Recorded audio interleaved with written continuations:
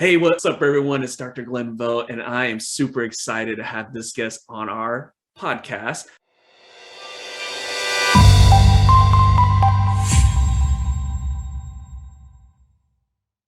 But before I introduce her, I want you to imagine something. I want you to imagine taking an ordinary chair and making it something amazing. Now, also imagine the whole process of changing that chair. Imagine being able to change yourself and finding like that inner creative spark you never had, right? Now, finally imagine a guide to show you how to do this, someone who's actually created these chairs, but has also gone through that transformation herself. That is who I have today. It's chair stylist herself, Wendy Conklin. She's also the founder of Chair Whimsy. Wendy, what's up? How are you? Oh, I'm good. Great to be here.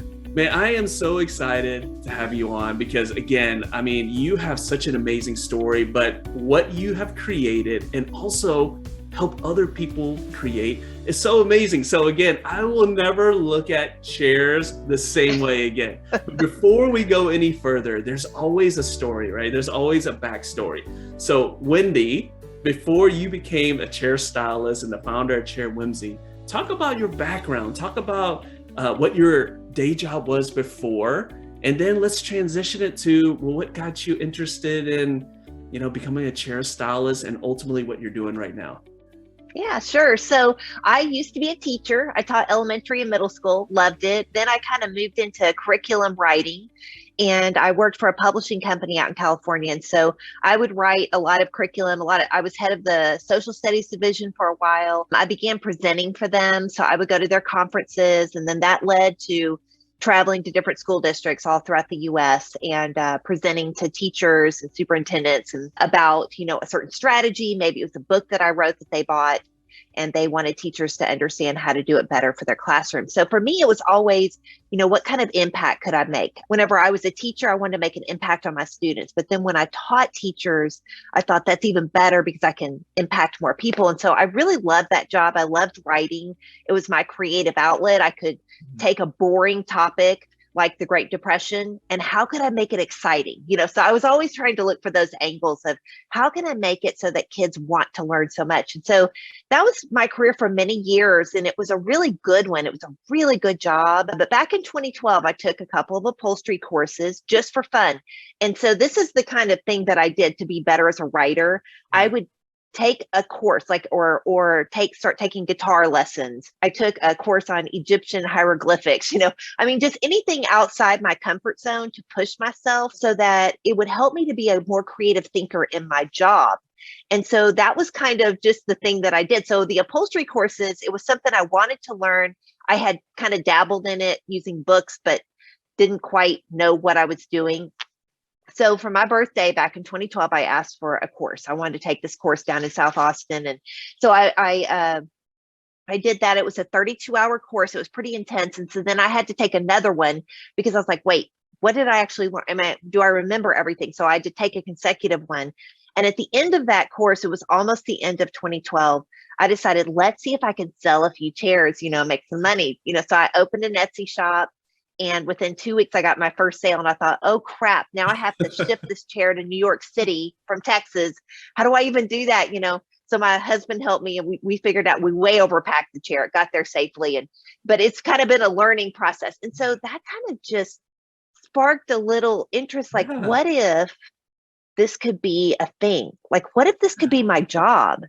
And so I kept working. It was a side hustle. At first, it was just a hobby. Then it became a side hustle. Yeah. I was working every evening, all weekends, my day job during the day. So I didn't have any free time at all. But it began to build slowly and learned a lot of hard lessons along the way. And about 4 years ago, I was able to quit my day job to do this full time. And it was not a light decision. I had kids getting ready to go to college at the time. I couldn't just quit my job because my income mattered, to my family. So that was a thing that really held me back because I would have done it long ago had my income didn't really matter. Mm-hmm. But I think the fact that it mattered really pushed me to really learn everything I could, make it everything I could. So it's been quite a journey. And here I am a little over 2 years ago, I launched my first course, DIY Upholstery, that teaches online teaches, and you can kind of go at your own pace, but how to learn to do upholstery for beginners. So that's kind of where I'm at now. Yeah, so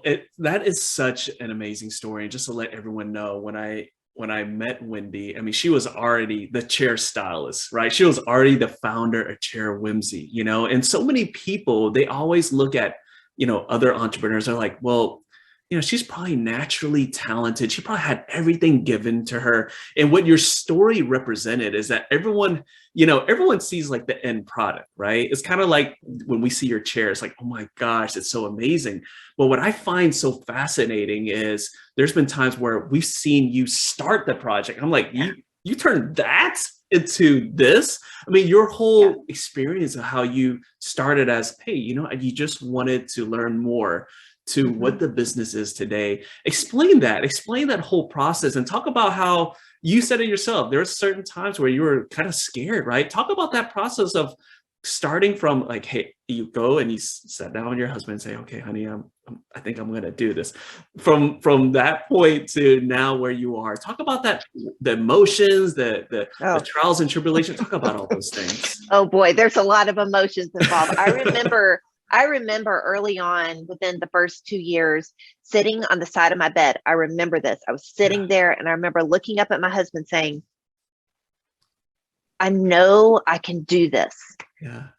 But the money wasn't there, the sales, because at that point I was just trying to sell chairs, and I still do, but I was just trying to sell chairs, and I knew and so my prices weren't good enough. But as makers, many makers just do not price their things correctly. So that's one big problem, that it's a money mindset issue that we have to tackle, and I think face head on, to be able but I think for me, so at that point I knew I wanted to do it full time, and there was nothing wrong with my regular day job. In fact, I felt guilty that I wanted to leave it because it was a good job. You impacted so many people. You were in it for so long. Again, I know we had conversations about this, but again, that's what makes things so amazing, because someone's listening to this right now. They're like, I feel really strong about something, but I'm scared, and I think like listening, like you went through that too. It was kind of scary for you. Absolutely scary, terrifying, and I wanted it so bad. And so here's where it happens. I think you're able to make the jump to do something like this. Well, first you got to make sure you're kind of bringing in enough, but sometimes it's like, it's never enough. Like you keep worrying, well, but what if next month I can't bring in that amount? So, that's one factor that you've got to face. But another one is just the misery in what you're in has to be greater than your fear of the unknown. And when that misery is greater than what you fear, because none of us know what next month could be, but when that is greater than your fear of the unknown, that's when you jump. Because and not everyone is willing to, but I knew I couldn't go on living like that.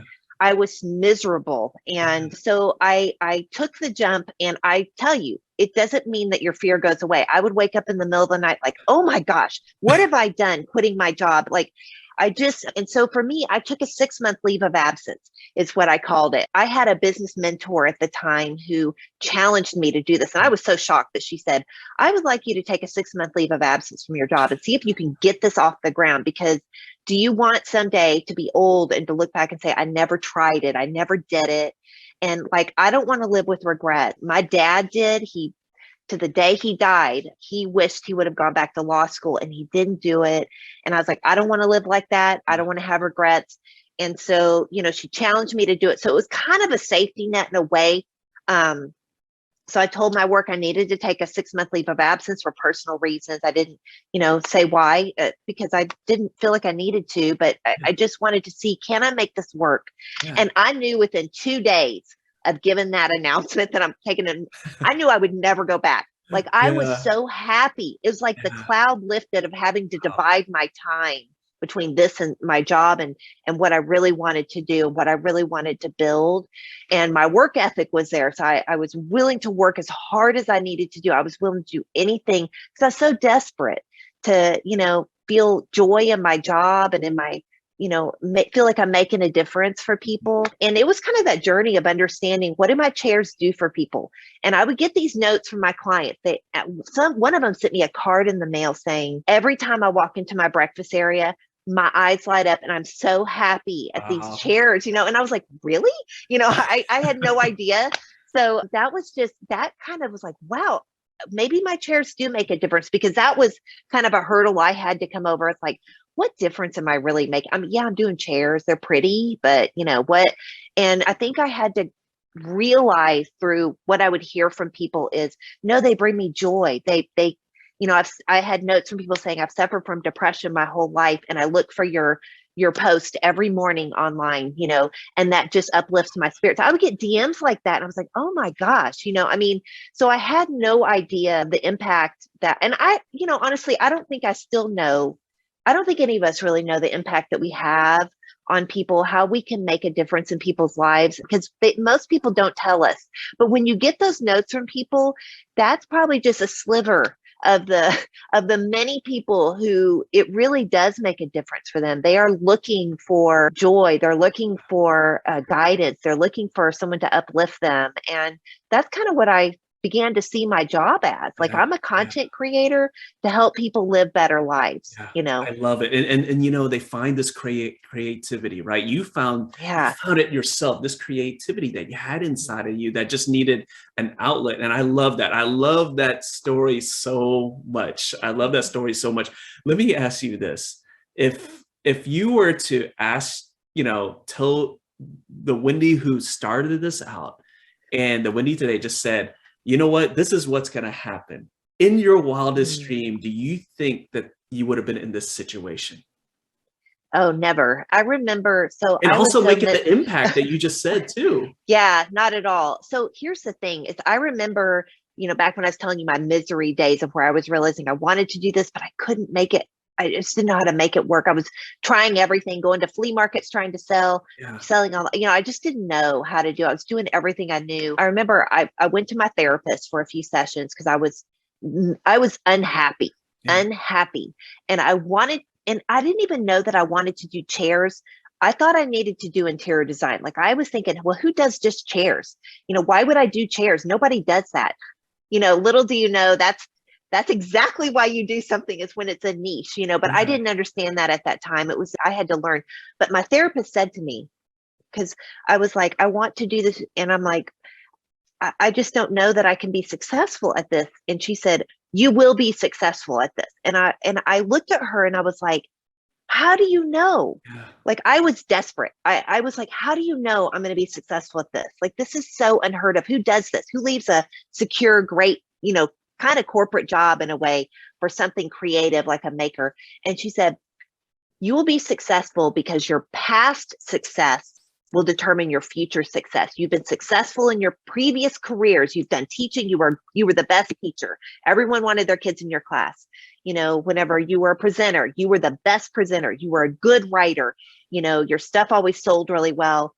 You will be successful in this. And I clung to those words because I don't know that I believed them, but I wanted to believe them, and so even hearing that back then, that was the thing that I held on to. Okay, she said this about me. She didn't have to say that about me. She wasn't just being nice. She was basing it on my past performance, and she's right. I mean, I wish I could tell myself that, to believe her, because she's right, Well, what a great therapist, but also what a great message as well. I again, for those who are listening in, Wendy and I are in the same mastermind. I've talked to her many times, and I know her story. But even when I still listen to now, I actually kind of get a little emotional here because it's such an amazing story, so inspiring. So for those who are listening right now, they obviously they they can take your courses, right? But you were doing a retreat. Talk about some of the things that you're doing right now, so that obviously to take those courses, learn how to do chairs. Are you still selling chairs yourself? What if they want I know you have so many students out there that are taking your teachings and making chairs, but what if they want a Wendy Conklin original? Can they still get those? Talk about those things for me. Yeah, so they can. I am pretty booked out. 4 chair orders. It's hard doing all the online stuff as well as fulfilling orders for clients, but I do sell chairs on my website, chairwhimsy.com. So that is something, but what I realized is I not only sell the chairs, but because I can't fulfill everybody's orders, I teach other people how to do it, because it's much cheaper for them to be able to do it themselves, but not just the cost for them. I think it's what it does for you as an outlet to express your creativity. And this is so we have a private Facebook group, upholstery students, and it is so fun to see somebody post their first chair. And they always say the same words. They're like, okay, this is my first chair and I'm so excited, but don't look too close because there's mistakes, but I'm so excited that I did this. And I mean, there is really something I think that happens in all of this. And, you don't have to do upholstery to get that feeling. You can garden, you can bake, you can, do other kinds of paints. You can do other kinds of creative things. I think it matters to do things with your hands and it being a way to express your creativity, because I think it does something for us, whether you're ever going to be a full-time maker or you're a corporate person or anything in between. Having those outlets of creativity, I think it's super important, so I kind of feel like, you need to find something that you're interested in learning, whatever it is, whether it be upholstery or something else. I would encourage everyone to find these outlets of creativity, because it improves your performance in your regular jobs. I've had people take my courses who are accountants who had never thought of doing chairs. She took my ugly chair challenge last year, and she told me, she said, oh, I had no intention of taking your upholstery course, but she said, I just couldn't resist after the challenge. So she joined. And then, I'm serious, within a month, she was already doing chairs and flipping them and selling them. So an accountant knows how to sell, so, it was really great to see, wow, someone who's that, that far, on that spectrum of being just more of a corporate person, that I do numbers, to expressing their creativity in this way. I could see her really just blooming as a person and doing better in her regular job, just because she was doing something creative. I love that. That is so amazing. And again, guys, for those who are listening in, I will give you all the information about her courses, her website, and this stuff later in the show notes. And we'll put that we'll talk about it, what she's doing next at the end. But we're going to shift gears a little bit here, Wendy. I like to do the next segment. We went through the basics, right? Your background and everything. The next segment I call is the Big Entrepreneur 3, right? So these I ask all my guests these questions. And the first question is, share a productivity tip for entrepreneurs, right? It could be a digital tip. It could be just, a tip that you do every day, but share a tip, productivity tip that's helped you out. Yeah. So I think batching content is a big productivity tip for me. So I post every day on social media, on Facebook and Instagram, and I batch all my content and I put it in a planner. I use Planoly is what I use. There's other planners for social media that you can use, but I just am used to that one, so I use it. And so that has really helped me to stay on top, to be thoughtful in what I post.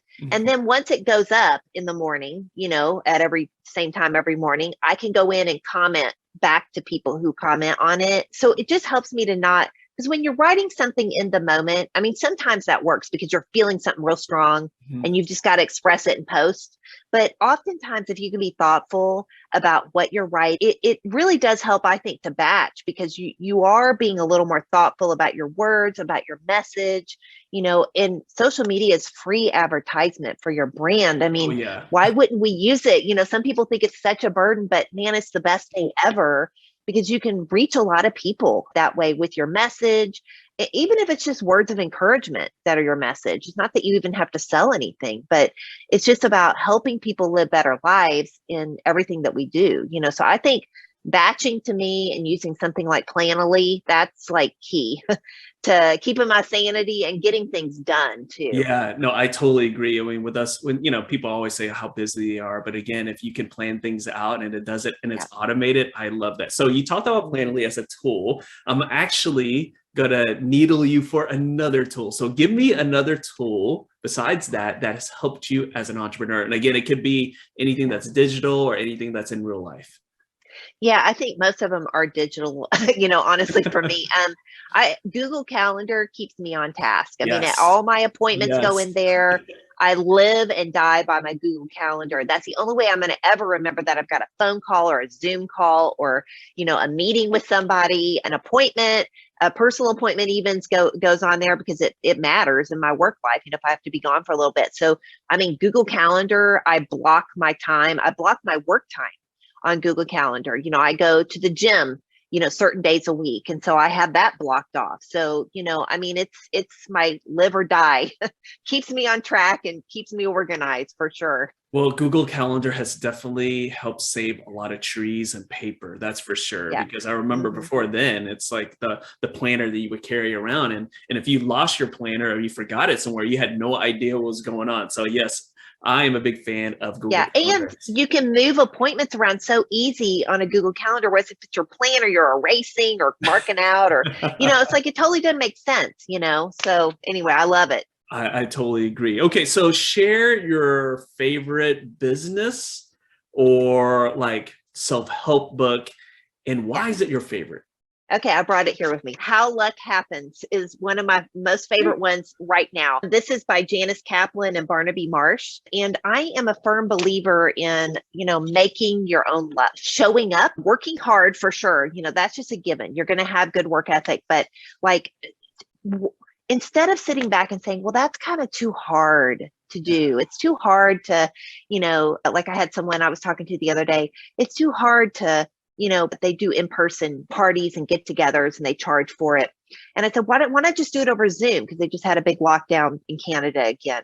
I'm like, this is easy. Like, just be the leader and take the action, and show up because I bet people would like die to be in that, give a discounted price because it's over Zoom, but you'll probably get more money out of that event because everyone's like feeling so discouraged. Here we go again, kind of thing. And I think like showing up to meet people, like last spring, I got inspired. I love the brand Francis Valentine and had bought a few dresses and things from them. And I got an email saying they're coming to Austin, they're having a trunk show and I'm invited, and so I was like, I was so busy. Honestly, I did not have the time. I was like, and that day came and I had blocked it in on my calendar.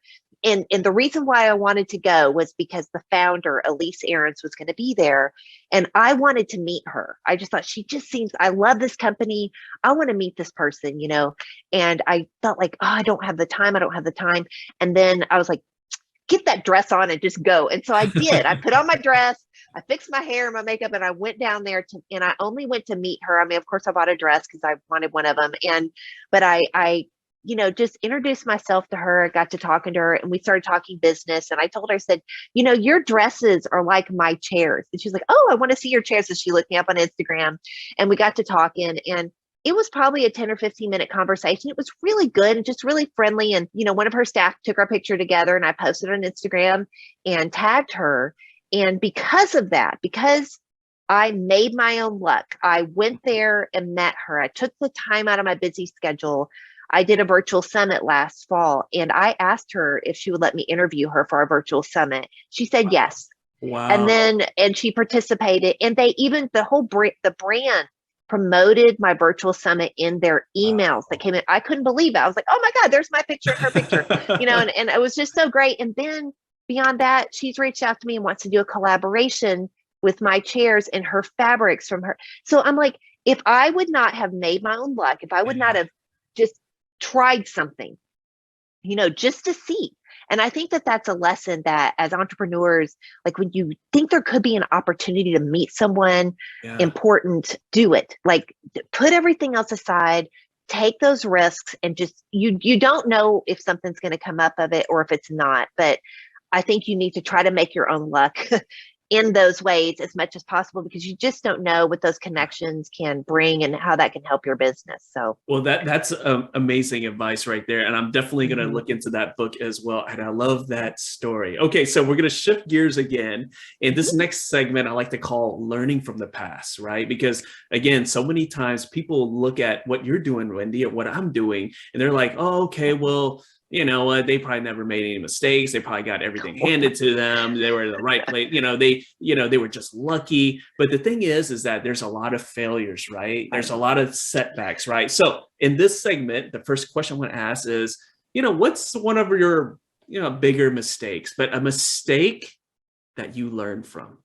Okay, so it was a while ago. I had taken an order from someone who was very difficult. I found this out kind of after I took the order, because you never know ahead of time usually. And I took an order and he just became more demanding. And I was trying to do my best, trying to keep him in the loop and going back and forth. And it just got to the point where he got me on the phone and just berated me, called me names. I mean, I was sitting there going in disbelief, and I was letting all this drama happen instead of just stopping it and saying, I'm going to refund your money and we're going to be done. And I let it go on for too long. And I let a lot of drama happen that didn't need to happen. I didn't need to be berated like that. I could have quit. I could have cut it off before then, cut my losses. And it's always better when you see something going bad. I think as an entrepreneur, if it's in sales or whatever, I think it's always better to not linger over who's right and who's wrong, because I felt like I was obviously not in the wrong there. He was, the ridiculous demands he was making. And I should have cut my losses as fast as possible and moved on. Not because, I think that's what you got to do. Once you cut those losses, you not only need to do that, give the refund. It's never worth the money. Okay. Never. And then in your mind, you need to say, it's over. I will not waste one more minute thinking about this, talking about this to other people, letting the drama continue, because as entrepreneurs, you don't have brain space to waste. You are constantly thinking about how to promote your brand, how to help other people with what you do. And so to waste your time with unneeded drama is just a huge lesson that I had to learn. And I'm so much better at it now. When something bad happens or I get a bad email or someone wants, things go bad, I just immediately I refund the money so that they don't feel, that they've been gypped in any way. I want to be very fair and very honest. And it's just better for me to move on. I don't need that money. I don't need that money that bad, so that's a big lesson. That's a big lesson, and that's a lesson that everyone should learn, because again, you only have so much time, right, on this planet, and to waste time just going back and forth and just fighting a losing battle is not worth it. But also your heart, right, can only take so much, right? And it is. You don't want to waste anything on like negativity like that. So I love that message, and again, I love that story. Now, if you can go back in time, Wendy, if you can jump in that DeLorean or that hot tub time machine and go back in time, right? Like we can go back in time and you could talk to the younger Wendy, what would you say to her? I would say, don't be afraid to try things and to fail, because there are so many, what we call failures, things that just don't work out the way you think. But often when you look back at it's life is the journey, right? It's you never know what's in store. I can't plan out a year from now. I'm not a goal setter like that. I think in the first 3 months, what do I need to accomplish? And that's what I really focus on. And so I would say to my younger self, don't worry, just follow the path.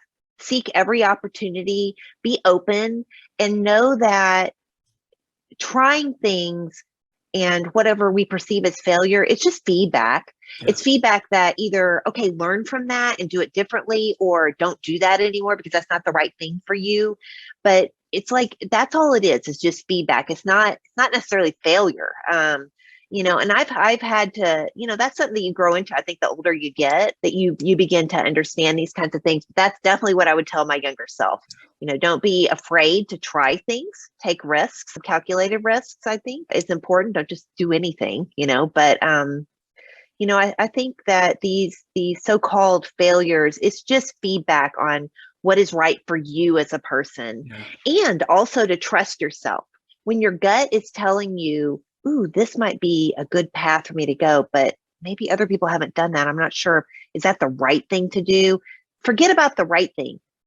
take these little risks and trying things, I think is what's important. And that's how, like, if you're a creative thinker, you're probably coming up with the best things for your own brand anyway, rather than the way it's supposed to be done. So that's like a hard lesson I've had to learn as well. So that's also what I would tell myself. Just trust your gut. And if you have a good idea, try it. Don't be afraid of the outcome. Just see if something works, because it may work beautifully. You just have no idea. Well, trusting your gut can also help you out personally too. And I'll say Mm, that from personal experience. So, but we will get yes. into that. We will get into that. Now, Wendy, if let's imagine you're at a meeting, and someone comes up to you and says, you know what, I want to do what you do. I want to, create something beautiful and create something that is just like a normal item and create something amazing, right? And I also want to inspire people and help them do the same thing. Someone asked you that, and they asked you like in a few minutes to reverse engineer what you did. What would you say to them? Yeah. So, I mean, I think you need to learn the craft, the skill, whatever it is. If it's upholstery, let's just say it is, take a course and learn to do it the right way, because it's so much easier when you have the right tools, the right instruction. So whatever it is that you want to do, get the training for it, and don't be discouraged that it may take a while to learn. Like, be patient with yourself, but always take action every day, because there is nothing better than the feeling of taking action. And there's nothing worse than the feeling of not taking any action. And so that's what I've learned, is it's as long as you're putting one step in front of the other. And yes, I mean, I look back to 2012, 2013, 2014, when it was those hard days, getting out in my hot garage before I had my studio, working here, because I'm in Texas, so it's hot most of the year. And I mean, just, the sweat, the whatever, but just taking action on what I wanted to happen. I could see that it was possible. So I think that that's super important, is to, take the small steps and don't be discouraged. Be patient with yourself. Know that it's going to take some time, but that you will get there.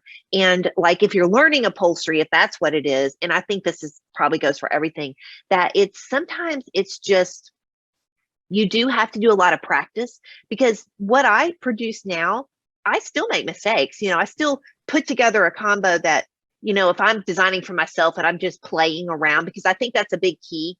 My philosophy is learn to play, and that's what I do with my fabrics. That's what makes it really fun, is like trying out different combos. It doesn't always work, but that's the process. It's like, oh, okay, that doesn't work together very well. Let me change it, because everything can usually be redone. And so enjoy the process, enjoy the play. Don't feel like you have to have everything, planned out. But I would say, take it one step at a time, get the training and whatever you want to do, and begin doing it. Don't wait until things are perfect, until you know the plan completely, because you don't know the plan. I do have a business of chairs course, because what I found is, after I offer my upholstery course, people are like, well, how can I do what you do? Like what you're saying, how can I sell? How can I flip and sell? And so I do have, it's just kind of like a very light mastermind type course, where I'm involved with Q&A questions and mastermind questions and things like that. But there's also modules that take them through, okay, well, how do you ship? How do you get online and develop your Etsy store? How do you, handle difficult clients? All these little lessons that I think, to be a successful entrepreneur in the chair space, you kind of need to learn. And so, I say, get the help. And I think for any entrepreneur, no matter what you do, I think you need a business coach. I think personally, the coaching group is the best way to go, to join a group, because it is, Glenn, it's the people that you meet that enrich your lives, not just the coach who's amazing. You need to trust that person. It needs to align with your values. But you also, being a part of a group, you are enriched by the other people in the group. You learn tactics from them. You learn what they did and think, oh, I wonder if I tweaked it and I use it this way, if I could do this and this would help me. And so there's just like a huge wealth of information. So I think everyone should be a part. And when I first joined mine, my first one was 3 years ago, and I just about died, because I had to fork over a couple $1,000s, and I didn't feel like I had that kind of money then. But I had tried everything. And I was kind of like my last, hope is like, okay, well, I've tried everything I can to grow my business, to make more money, to help my family, so that I can help my family. survive and pay our bills, And so I joined out of desperation, and oh my gosh, did it ever pay off? And then from there, I went into another group, which totally helped me and paid off. And from there, I came into the one we're in now. And now I'm in my second year. So, I mean, I do think that is key to having mentors and having a coaching group to be a part of that can push you. And, I don't know that I need to be held accountable because I'm a hard worker, but it's for the ideas and so you're not so lonely as an entrepreneur too. I mean, you need a group that you can go to when you need a pick me up or when you need some help or whatever. So, and it's also a place you can provide others with encouragement and help with the ideas that you're coming up with. So yeah, that's what I would say. I mean, I 100% agree with that, because the great thing about joining different groups is that, everyone has their own, their circle, right? Whether it's their family or their circle of friends there.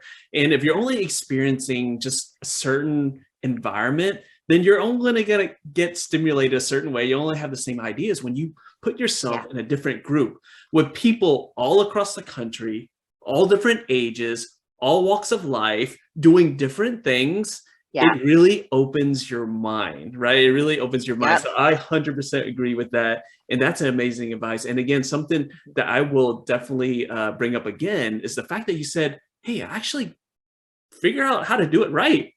Right. So many times people are like, okay, well, I want to open a scratch bakery or something for my house and sell cupcakes or whatever it is. Right.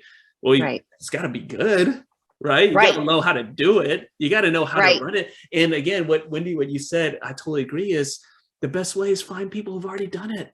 Right. Yeah. If you want to do upholstery, whether it's chairs or anything else, work with someone who's done it, who's actually gone through those hard times. Because I can say that if I could have shaved some failures away by hiring a coach way back when I was younger, I would do it 100%. Yeah. So I love absolutely. That. Yeah. So Wendy, I mean, I'm sure people are very excited. I'm super excited about what you're doing next. And so for someone who wants to pick up another hobby, maybe turn it into a business, but maybe learn more from you, what's the best way to connect with you?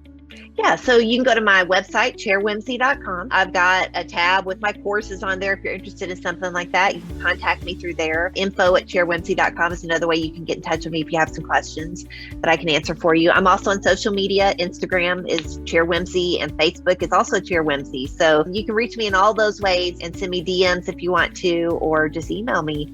But yeah, I would love to connect. I love it. Wendy, thank you so much for jumping on. Thank you so much for sharing everything. I'm definitely a lot more inspired now, but thank you so much for jumping on. And for those who are listening, check out the show notes later. I'm going to have all her information there. And you know what? I'm going to add her to my Facebook group as well. And all you can do is just send her a DM if you have any questions. So Wendy, thank you so much for jumping on. Thanks so much, Glenn. Good to see you. All right. We'll see you guys next time.